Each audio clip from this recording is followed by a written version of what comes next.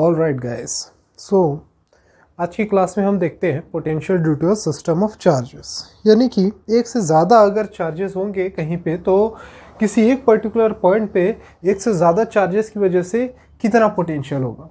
Just for example यहाँ पे मैं बता दूँ कि चार्ज यहाँ पे Q1 रखा हुआ है, यहाँ पे कोई दूसरा चार्ज Q2 रखा हुआ होगा, यहाँ पे कोई तीसरा चार्ज Q3 रखा होगा। तो बताइए इस पॉइंट P पे due to this three charges overall कितना पोटेंशियल बन करके आता है। अच्छा, तो मैंने बोल दिया सपोज P से Q1 का डिस्टेंस R1 है, सिमिलरली ये डिस्टेंस R2 है, सिमिलरली ये वाला डिस्टेंस R3 है। ठीक है, तो due to this system of charges net potential at point P V net will be equal to that is V1 plus V2 plus V3। ठीक है, तीनों का सम। ठीक है, साइन की वजह से माइनस प्लस लगता है। ठीक है, either the charge is positive और नेगेटिव। यहाँ पे मैंने कंसिडर किया तीनों पॉजिटिव है तो तीनों एडअप हो गए। तो एडअप होने के बाद क्या हो जाएगा, K Q1 upon R1 plus ये क्या हो जाएगा K Q2 अपॉन R2, ये क्या हो जाएगा K Q3 अपॉन R3। ठीक है, कॉमन K आ जाएगा यहाँ से, तो सिंपली क्या बोल सकते हैं Q1 upon R1 plus Q2 upon R2 plus Q3 upon R3। तो इस तरीके से हम क्या करेंगे, अगर किसी एक पॉइंट पे आपको पोटेंशियल निकालना है तो जितने भी चार्जेस की वजह से हो सबको क्या कर दीजिए, एड अप कर दीजिए। तो आपका क्या निकल के आ जाएगा, net potential at that particular point निकल के आ जाएगा। ठीक है, तो ये एक पॉइंट आप नोट डाउन कर लीजिए। इससे रिलेटेड एक मैं न्यूमेरिकल आपको करवाता हूँ। अच्छा चलिए, तो ये क्वेश्चन है एक जो आपका एग्जाम्पल नंबर 2.2 आपके एनसीईआरटी की बुक से ये एग्जाम्पल है। सो क्या कह रहा है कि दो चार्जेस है 3 × 10⁻⁸ and -2 × 10⁻⁸ are located 15 centimetre apart. यानी कि दो चार्जेस है, एक चार्ज कितना है 3 × 10⁻⁸ कूलम और दूसरा चार्ज है -2 × 10⁻⁸ कूलम। ठीक है, और ये दोनों चार्जेस एक दूसरे से 15 सेंटीमीटर के डिस्टेंस पे रखे हुए हैं। Okay, at what point on the line joining the two charges is the electric potential zero. अब बोल रहा है कि ये दोनों पॉइंट को जो लाइन ज्वाइन करता है इस पूरे लाइन में किस पॉइंट पे पोटेंशियल जीरो होगा। ठीक है, so definitely it is minus, it is plus. So minus से -2 -1 0 1 2 3 इस तरीके से तो पोटेंशियल इंक्रीज होगा ना। तो वो पूछ रहा है कि कौन से डिस्टेंस पे आपका पोटेंशियल जीरो हो जाता है। ठीक है, तो बहुत ही सिंपल है। मान लीजिए ये कोई एक पॉइंट P है जहां पे मेरा पोटेंशियल जीरो हो रहा है। ठीक है, अब मैंने बोला कि ये जो पॉइंट P है उसका डिस्टेंस बताओ, तो डिस्टेंस मुझे पता नहीं, तो मैंने बोल दिया कि पहले वाले चार्ज से ही x डिस्टेंस पे होगा। ठीक है, तो according to question potential at point P is how much, zero. अच्छा ठीक है, तो इस पॉइंट P पे पोटेंशियल किसके किसकी वजह से होगा, इस चार्ज की वजह से भी होगा और इस चार्ज की वजह से भी होगा। यानी कि Vp की वैल्यू अगर इसे मैं A बोल दूं, इसे मैं B बोल दूं, तो VA प्लस VB होगा। VA plus VB is equal to VP that is zero. ठीक है, तो VA कितना हो जाएगा, तो ये हो जाएगा आपका 1/4πε0 Q1 that is 3 × 10⁻⁸ upon R कितना है x। अब ये सेंटीमीटर में इसे मीटर में कन्वर्ट करेंगे तो 10⁻⁻2 हो जाएगा। ठीक है, VB की वैल्यू क्या हो जाएगी, प्लस K 1/4πε0 Q कितना है -2 × 10⁻⁸। ठीक है, अब माइनस साइन को सामने ले आता हूं मैं, अपॉन डिस्टेंस, ये x था तो ये क्या डिस्टेंस हो जाएगा ये क्या हो जाएगा 15 -x × 10⁻⁻2।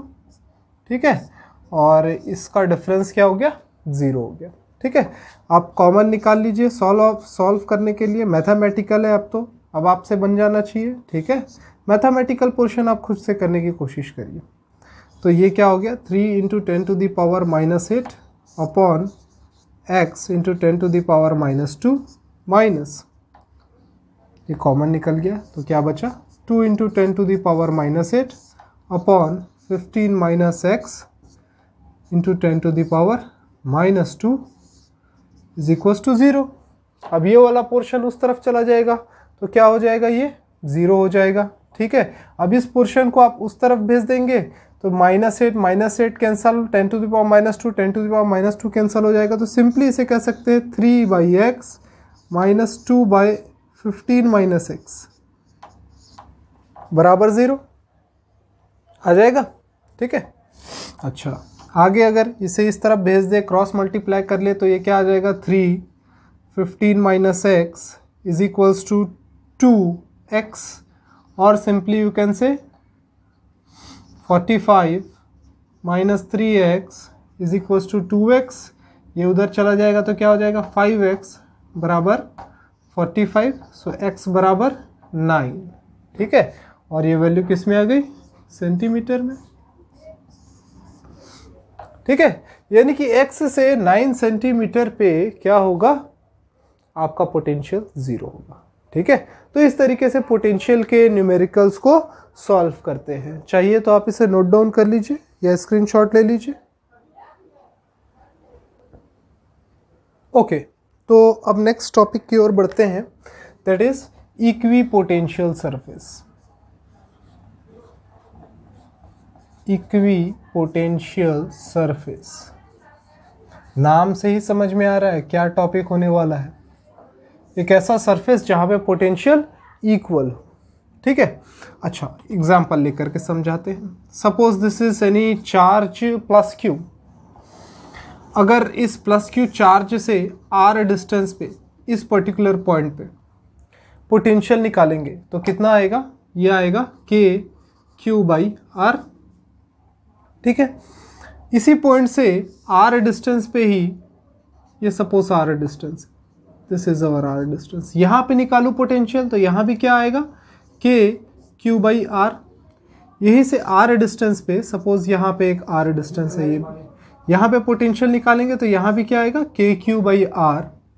इधर भी r डिस्टेंस पे अगर पोटेंशियल निकालूं तो इस पॉइंट पे भी क्या आएगा KQ/r। यानी कि इस चार्ज से इक्वल डिस्टेंस पे अगर पोटेंशियल को कैलकुलेट करें तो वो क्या आएगा, इक्वल आएगा। अगर इन लोकस ऑफ पॉइंट्स को मैं ज्वाइन करूं तो समथिंग कुछ मुझे ऐसा सरफेस मिलता है। ठीक है, so on joining all locus of point where the potential is same और constant, that surface which we get after joining that all locus of points is called equipotential surface.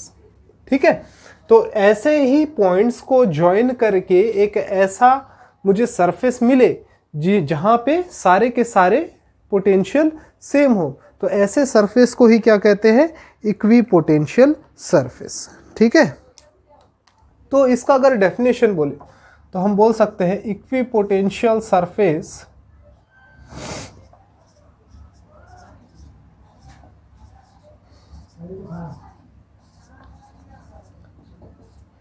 is an imaginary surface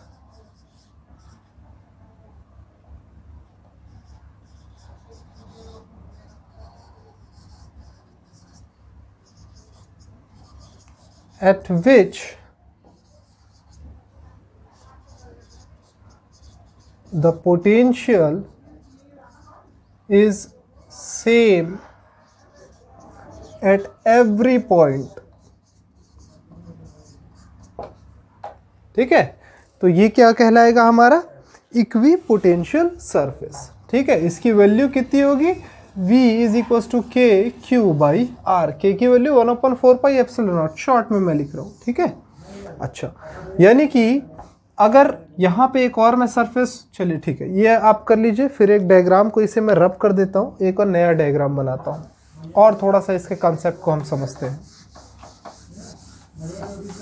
चलिए ठीक है, तो और थोड़ा सा detail में इसके कॉन्सेप्ट को हम समझते हैं। सपोज ये आपका चार्ज था किसी स्फीयर के सेंटर पे रखा हुआ Q चार्ज। ठीक है, तो यहाँ से R रेडियस पे जो मैंने सर्कल बनाया, तो इस सर्कल के सरफेस पे क्या होगा, इक्विपोटेंशियल होगा, क्योंकि इक्वल डिस्टेंस पे सारे के सारे हैं। अच्छा, ये भी आपका जो सेकेंड सर्कल मैंने बनाया, यहाँ पे भी सरफेस पे पोटेंशियल सेम होगा, क्योंकि सेम डिस्टेंस पे है। ठीक है, तो ये भी इक्विपोटेंशियल हो गया, ये भी इक्विपोटेंशियल हो गया, ये भी इक्विपोटेंशियल हो गया। और इसी तरीके से इसे मैं बड़ा करता जाऊंगा, बड़ा करता जाऊंगा, बड़ा करता जाऊंगा, तो एक मतलब इन्फिनिट डिस्टेंस पे या फिर बहुत ही लास्ट डिस्टेंस पे क्या मिलेगा मुझे, ये जो स्फेरिकल सरफेस है ये ऑलमोस्ट आपको स्ट्रेट मिलेगा।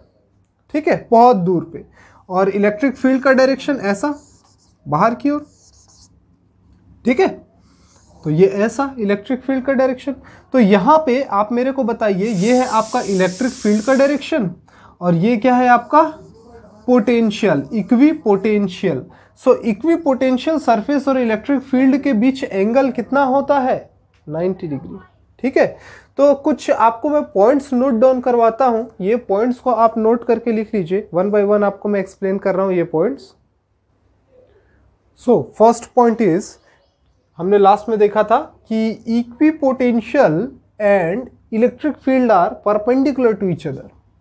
ठीक है, ये एक पॉइंट है, इंपॉर्टेंट पॉइंट्स हम इससे रिलेटेड लिख रहे हैं, नोट डाउन कर रहे हैं, ये कर लीजिएगा आप। इक्विपोटेंशियल एंड इलेक्ट्रिक फील्ड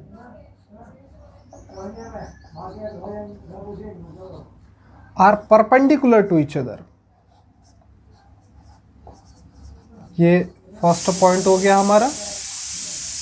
अच्छा, सेकेंड पॉइंट कि इलेक्ट्रिक फील्ड का डायरेक्शन कहाँ से कहाँ पे होगा। अब अच्छा, ये देखिए, फिर से ये डायग्राम बना लेते हैं।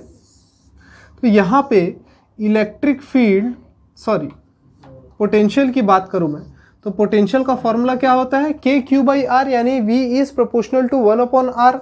यानी कि जैसे जैसे रेडियस बढ़ेगा पोटेंशियल क्या होगा, कम होगा। तो सपोज इस पॉइंट पे मैं बोलूँ पोटेंशियल 1 है, v1 है, यहाँ v2 है, यहाँ v3 है, तो यहाँ पे रेडियस के जो हमारे पास रिलेशन है वो उससे देखते हुए हम कह सकते हैं कि potential at 1 is greater than potential at 2 is greater than potential at 3। ठीक है, और इलेक्ट्रिक फील्ड का डायरेक्शन भी हमें पता है, तो v1 ज्यादा है, v2 उससे कम है, v3 उससे और कम है, और कम और कम और कम, जितना दूर जाते जाएंगे पोटेंशियल क्या हो जाएगा, डिक्रीज होता जाएगा। और इलेक्ट्रिक फील्ड का डायरेक्शन ऐसा है। तो यहां से हम कह सकते हैं कि इलेक्ट्रिक फील्ड का डायरेक्शन कहां से कहां होता है, higher potential to lower potential. ठीक है, तो सेकेंड पॉइंट याद रखिएगा आप, डायरेक्शन ऑफ इलेक्ट्रिक फील्ड, ये पॉइंट रब कर देते हैं, ये diagram. Direction of electric field is from higher potential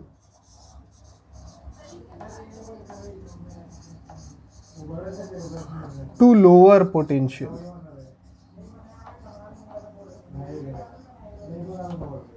ठीक है, एक और पॉइंट नोट डाउन करके लिख लीजिए।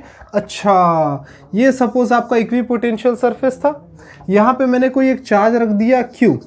ठीक है, अब इस चार्ज Q को यहां से यहां ले जाने में कितना वर्क करना पड़ेगा, तो देखिए W इज इक्वल टू क्या था आपका, QV। ठीक है, V इज इक्वल टू क्या था, W अपॉन Q, तो W is equal to QV। अगर ये इक्विपोटेंशियल सरफेस है यानी कि V कांस्टेंट है। ठीक है, तो जितना अमाउंट ऑफ वर्क आपको यहां से यहां पे ले जाने के लिए वर्क करना है, तो ये V आपका क्या होना चाहिए, चेंज इन पोटेंशियल, समथिंग कुछ ना कुछ अराइज करना चाहिए। लेकिन यहाँ पे पोटेंशियल तो कांस्टेंट है, पोटेंशियल चेंज नहीं हो रहा है। तो सपोज यहाँ पे V की वैल्यू 10 थी, यहाँ पे भी V की वैल्यू 10 है, और चार्ज सपोज आप मान लीजिए 2 है, तो यहाँ पे वर्क कितना करना पड़ेगा, 2 × 10 that is 20 joule.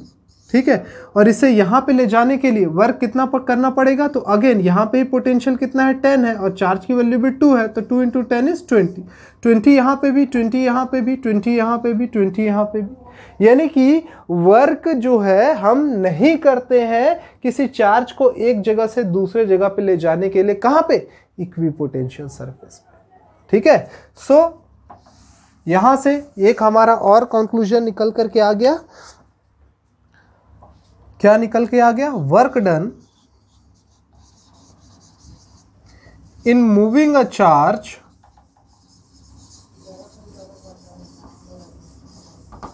on equipotential surface